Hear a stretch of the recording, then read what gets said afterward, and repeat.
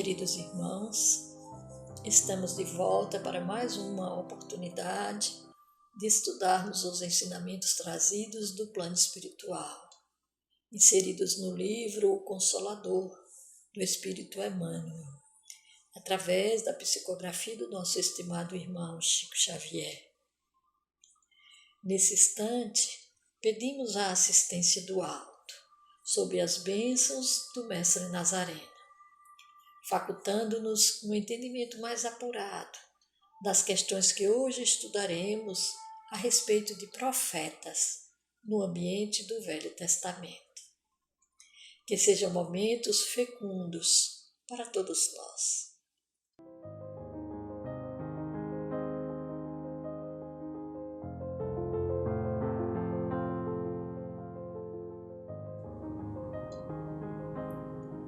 E a primeira questão, dentro do tema que hoje abordaremos, é a de número 275.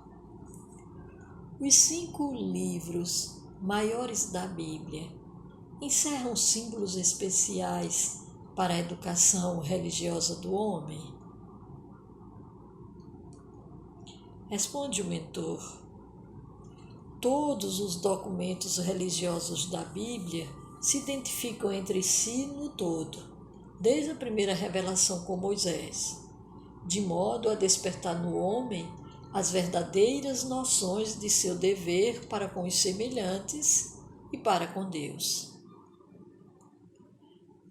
Na questão 271, que estudamos na semana passada, Emmanuel esclarecia que até agora a humanidade da era cristã recebeu a grande revelação do alto em 3 aspectos essenciais. Moisés, representando a primeira grande revelação, trouxe a missão da justiça. O Evangelho, a revelação insuperável do amor. E o Espiritismo, em sua feição de cristianismo redivivo, traz a sublime tarefa da verdade. Ou seja, as 3 revelações se completam. Falam de um todo. E o Antigo Testamento, como já abordamos no livro A Caminho da Luz, na fala do benfeitor, é o repositório de conhecimentos secretos dos iniciados do povo judeu. Edifica nos seus livros o conjunto de eternas claridades. Seus cânticos de amor e de esperança atravessam as eras com o mesmo sabor indestrutível de crença e de beleza. E ele complementa que é por isso que, a par do Evangelho, está o Velho Testamento, tocado de clarões imortais para a visão espiritual de todos os corações.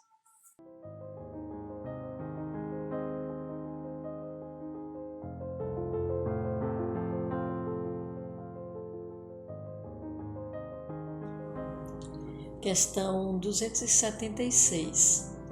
A previsão e a predição nos livros sagrados dão a entender que os profetas eram diretamente inspirados pelo Cristo?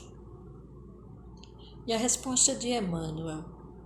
Nos textos sagrados das fontes divinas do cristianismo, as previsões e as predições se efetuaram sob a ação direta do Senhor, pois só Ele poderia conhecer bastante os corações, as fraquezas e as necessidades dos seus rebeldes tutelados, para sondar com precisão as estradas do futuro, sob a misericórdia e a sabedoria de Deus. Nas mãos de Jesus, nosso Cristo planetário, sempre repousou as rédeas diretoras do nosso orbe. Todos que passaram pela humanidade como missionários eram seus tutelados. Novamente buscamos o livro A Caminho da Luz, no capítulo 7. No reino de Israel, sucederam-se as tribos e os enviados do Senhor. Todos os seus caminhos no mundo estão cheios de vozes proféticas e consoladoras, acerca daquele que ao mundo viria para ser glorificado como Cordeiro de Deus.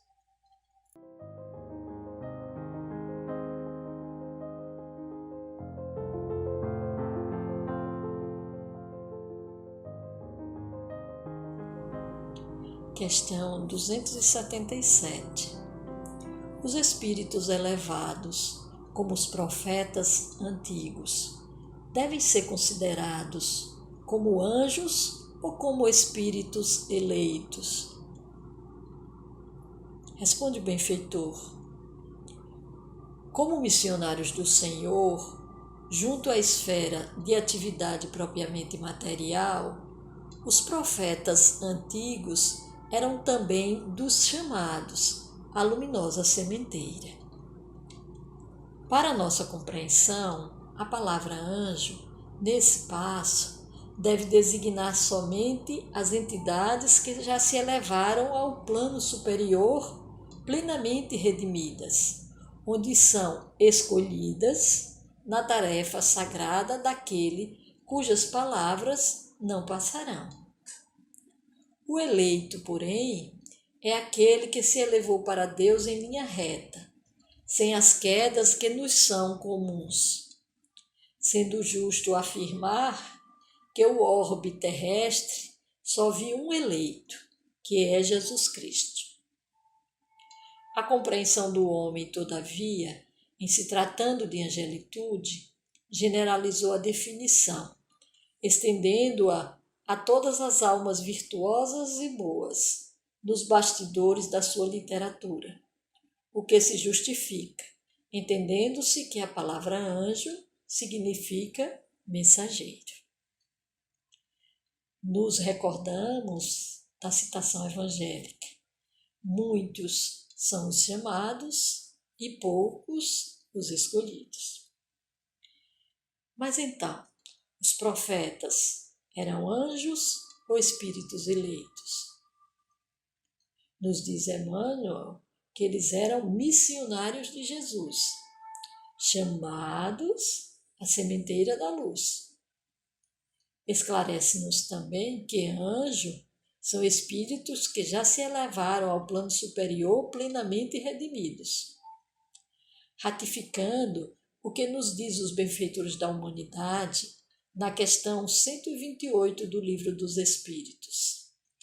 Anjos são espíritos puros, os que se acham no mais alto grau da escala e reúnem todas as perfeições. E eles acrescentam que a palavra anjo desperta geralmente a ideia de perfeição moral. Entretanto, ela se aplica muitas vezes à designação de todos os seres, bons e maus, que estão fora da humanidade. Diz-se o anjo bom e o anjo mau, o anjo de luz e o anjo das trevas. Neste caso, o termo é sinônimo de espírito ou de gênio. Tomamo-lo aqui, explicam eles, na sua melhor acepção. E os espíritos eleitos? São os que atingiram essa perfeição relativa sem desvios. São eleitos pelo Senhor Supremo do Universo.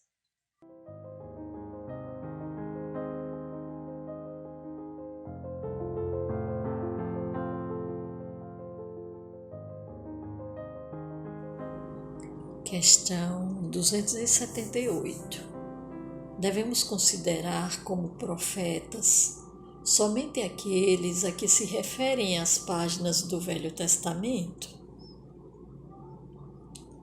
Resposta do benfeitor. Além dos ensinamentos legados por um Elias ou por um Jeremias, temos de convir que numerosos missionários do plano superior precederam a vinda do Cristo, distribuindo no mundo o pão espiritual de suas verdades eternas. Um Sakyamuni, um Confúcio, um Sócrates foram igualmente profetas do Senhor, na gloriosa preparação dos seus caminhos. Desenvolveram-se distante do ambiente e dos costumes israelitas. pautaram a missão no mesmo plano universalista, em que as tribos de Israel foram chamadas a trabalhar, mais particularmente, pelo progresso religioso do mundo. Vejamos uma passagem do capítulo 21 do Evangelho segundo o Espiritismo, no item 4, que desenvolve essa ideia de missionários do alto na condição de profetas. Atribui-se comumente aos profetas o dom de adivinhar o futuro, de sorte que as palavras profecia e predição se tornaram sinônimas. No sentido evangélico, o vocábulo profeta tem mais extensa significação. Dize-se de todo enviado de Deus com a missão de instruir os homens e de lhes revelar as coisas ocultas e os mistérios da vida espiritual. Pode, pois, um homem ser profeta sem fazer predições. Aquela era a ideia dos judeus ao tempo de Jesus. Entretanto, deu-se o caso de haver profetas que tiveram a presciência do futuro, quer por intuição, quer por providencial revelação, a fim de transmitirem avisos aos homens. Tendo-se realizado os acontecimentos preditos, o dom de predizer o futuro foi considerado como um dos atributos da qualidade de profeta. Ainda no tema, agora na própria fala do benfeitor, no capítulo 6 do livro Harmonização, Psicografia de Chico Xavier. Profetas e apóstolos não vivem tão somente nos círculos dos preceitos religiosos. Tempo virá em que o conceito da revelação divina abrangerá todos os departamentos das atividades úteis e generosas. O serviço nobre, em todos os tempos, requisita missionários da visão e apóstolos da ação. São eles que enriquecem os patrimônios da vida. Recebem a onda de inspiração das esferas superiores e ambientam as ideias do bem, plasmando-as em seguida através de serviços inestimáveis à coletividade.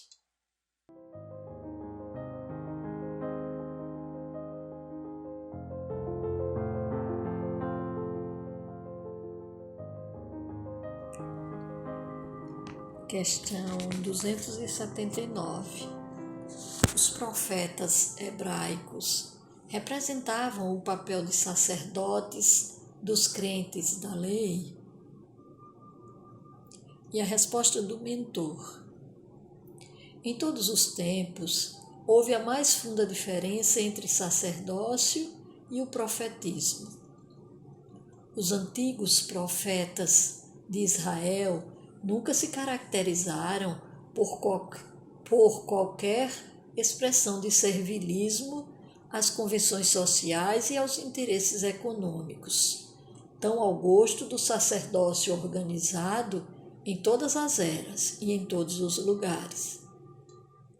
Extremamente dedicados ao esforço próprio, não viviam do altar de sua fé, mas do trabalho edificante, fosse na indumentária dos escravos oprimidos ou no insulamento do deserto que as suas aspirações religiosas sabiam povoar de um santo dinamismo construtivo. Entendamos então que os profetas hebraicos não representavam o papel de sacerdotes. Suas missões eram revelar as mensagens recebidas do alto. Ainda visitando o capítulo 21 do Evangelho segundo o Espiritismo, agora no item 9, uma mensagem do Espírito Erasto, intitulada Caracteres do Verdadeiro Profeta, encontramos: Em todas as coisas, o mestre há de sempre saber mais do que o discípulo. Para fazer que a humanidade avance moralmente e intelectualmente, são precisos homens superiores em inteligência e em moralidade. Por isso, para essas missões, são sempre escolhidos espíritos já adiantados, que fizeram suas provas noutras existências, visto que se não fossem superiores ao meio que têm de atuar, nula lhes resultaria a ação.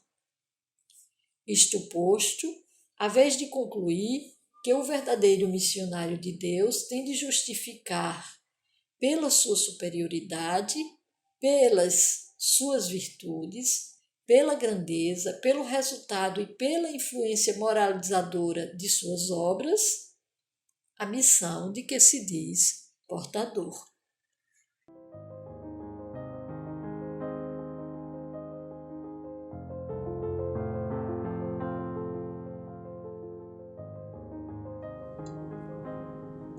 Questão 280.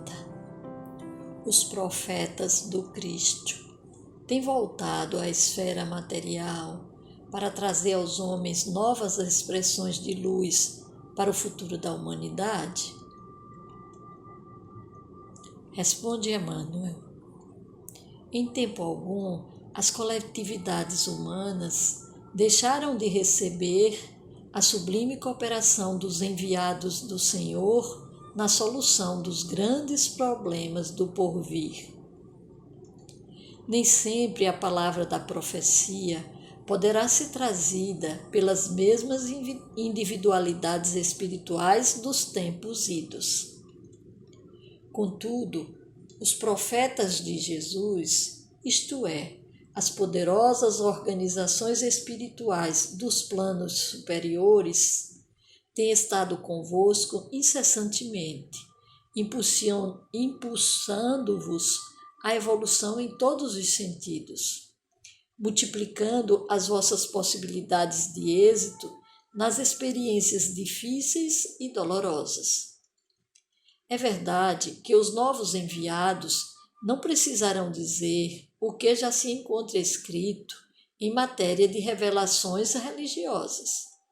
Todavia, agem nos setores da ciência e da filosofia, da literatura e da arte, levantando-vos o pensamento abatido para as maravilhosas construções espirituais do porvir.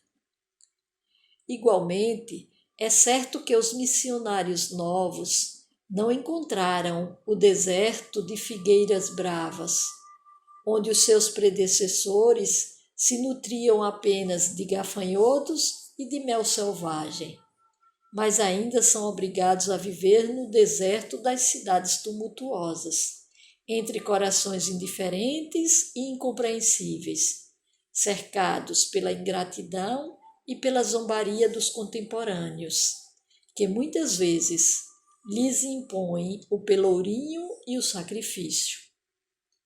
O amor de Jesus, todavia, é a seiva divina que lhes alimenta a fibra de trabalho e realização.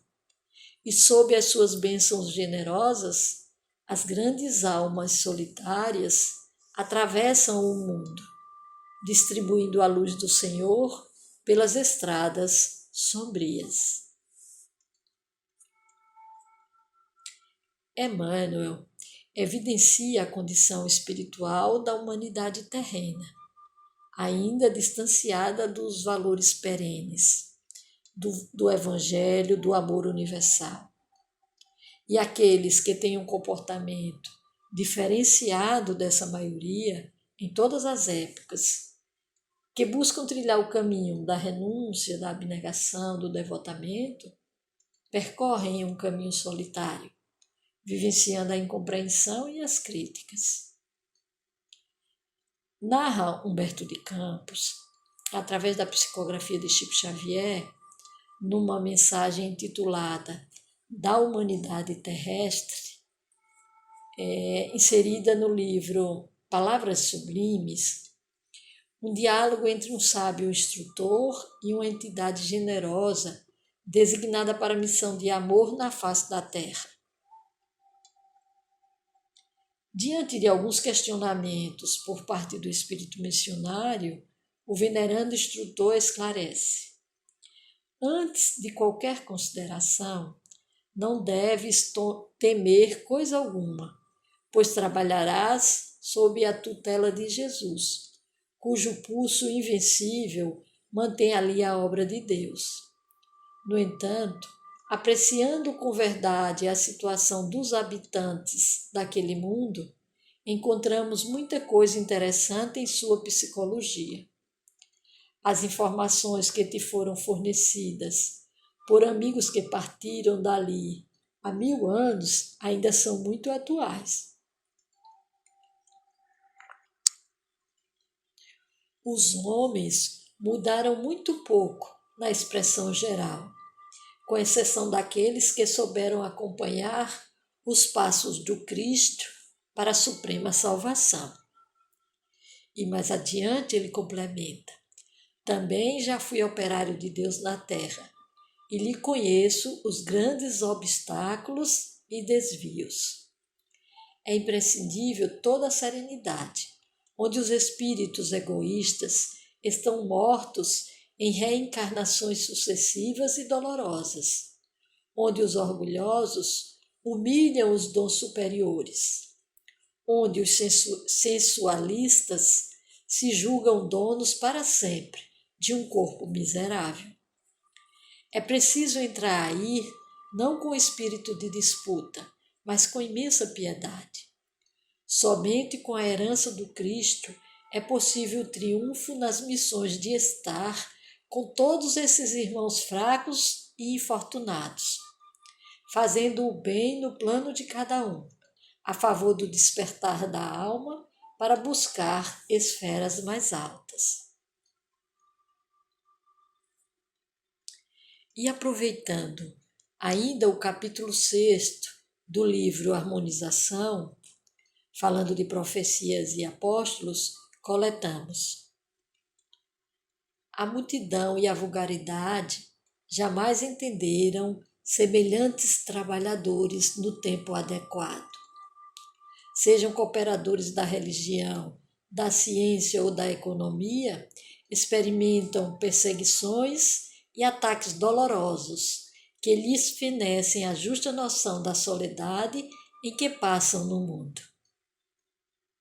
Não se lhes perdoa a superioridade, nem se lhes entende a visão ou o serviço nobre.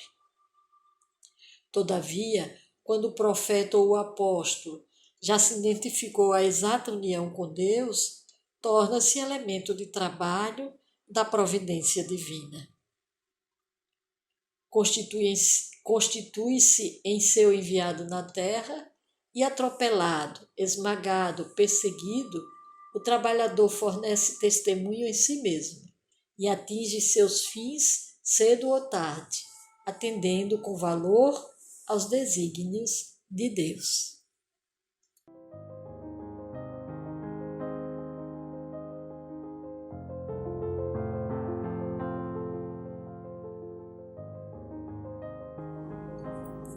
Questão 281. A leitura do Velho Testamento e do Evangelho nos círculos familiares, como é de hábito entre muitos povos europeus, favorece a renovação dos fluidos salutares de paz na intimidade do coração e do ambiente doméstico?